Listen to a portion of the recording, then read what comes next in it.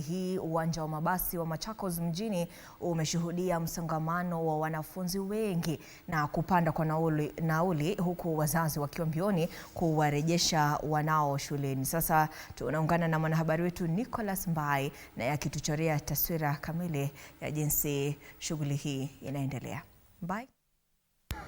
Nama, shukran sana mwenzangu na kupata vizuri, na kama unavyotizama hapa ni katika kituo cha mabasi cha Machakos mjini ambacho ndio kituo kikubwa ndani ya Lower Eastern, ambapo hapa kama unavyotizama ni tayari shughuli hapa, wanafunzi wapo kwa wingi kabisa wakielekea shuleni. Nimeweza kutembea na kuangalia baadhi ya maduka na vile shughuli ilivyo kwa sasa, wanafunzi wakiingia madukani kuweza kununua vitabu, wengine kuweza kununua vyakula vya kubeba na kadhalika. Pia ukiangalia utatizama kwamba pia magari hapa kwa wingi zaidi yapo ambayo yanaingia kutoka mjini Nairobi na vile kutoka katika kaunti mbalimbali ambayo inaleta wanafunzi katika kaunti hii ya Machakos. Kwa mfano ukiangalia kwenye hapa utapata kwamba mzigo ya wanafunzi inaendelea tayari na kuwekwa kwenye magari ili kuweza kusafirishwa kuelekea shuleni.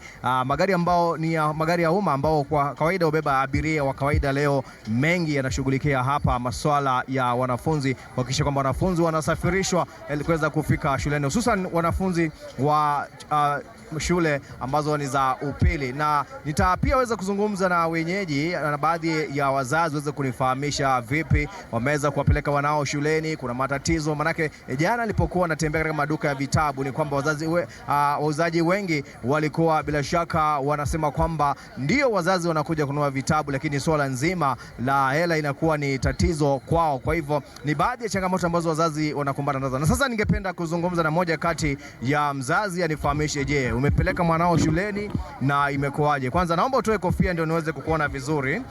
Nifahamishe jina lako, unaitwa nani, uliweza kumpeleka mwanao shuleni ama kumekuwa na matatizo yote? Nimepeleka mtoto shuleni. Naomba uangalie kamera.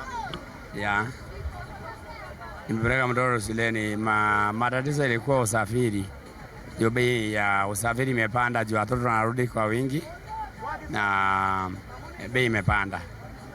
Na kama penye tunasemanga kila siku, serikali za zingine wanga wanaangalia, wanatoa mabasi za shule na kujia watoto. Juu kama mzazi, shule iko na basi ya shule na hiyo transport yenyewe ni bei ghali. Bei ni kali sana. Na labda pengine wewe kama mzazi upande wa fedha, jana nimeingia kwenye bookshop ambazo zinauza vitabu, wanasema kwamba ndio vitabu vipo lakini hatuna hela ya kununua. Wewe kama mzazi umepata changamoto kama hizi? Nitakushikia microphone. Vitabu hapo, vitabu siko juu na hela hamna.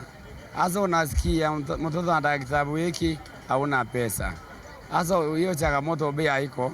So serikali upande ya education waangalie vizuri, kuna ile pesa wanatoanga juu. Kama mtoto hana kitabu ataenda tu hivyo. Juu amesema 100% transaction waende shule. Mpaka aende shule juu hawezi kaa kwa nyumba. Mpaka aende shule. Kama wale watoto wengine. Hata kama una pesa, unajitahidi tu, unauza ng'ombe, unauza kuku, anaenda shule. Unabaki kimbila kitu. Asante sana kwa maoni yako. Ni moja kati ya wazazi ambao wanawapeleka wanao shuleni leo siku hii, na kama kupatia taswira kamili ni kwamba tangu asubuhi uwanja huu wa magari wa mjini Machakos ambao ndio uwanja mkubwa ndani ya Lower Eastern umekuwa umejaa shughuli si haba tangu asubuhi kufikia sasa. Wanafunzi wanaingia na kutoka, magari yanaingia na kutoka ili kuweza kuwasafirisha wanafunzi, na pia wenye matatu wameweza kutufahamisha kwamba wao wa Machakos wamejitolea kuwasafirisha wanafunzi bila kujaza wanafunzi kupita kiasi kwenye magari. Mimi ni Nicholas Mbai na uregeshe kwenu studio kwa matangazo zaidi. Naam, asante sana Nicholas Mbai moja kwa moja, na ndio taswira kamili kutoka kaunti ya Machakos. Sasa tuelekee